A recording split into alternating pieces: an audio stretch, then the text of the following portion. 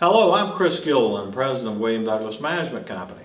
Today in our Preventive Maintenance series, we're going to discuss roof flashing. Failing roof flashing is the cause of the vast majority of all roof leaks. While this failing flashing could be from improper installation, this failing is normally due to the extreme environmental elements that most roofs face over time. Flashing refers to material placed in a joint to prevent water intrusion. For example, where a chimney meets a roof line or where two intersecting roof planes intersect. Depending on joint requirements, flashing can be exposed or concealed.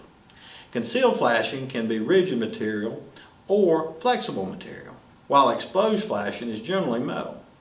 The most common metal materials for flashing are aluminum, galvanized steel, and copper. Flexible flashing can be a number of materials, with the most popular being vinyl and rubberized asphalt. The specific materials can vary due to environment, however.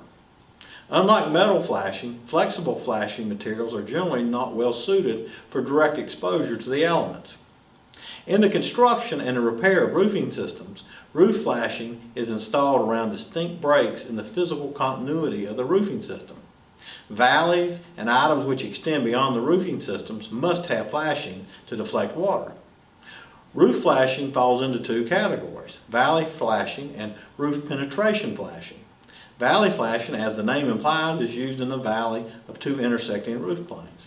Roof penetrating flashing is used for waterproofing pipes, supports, and all other roof protrusions.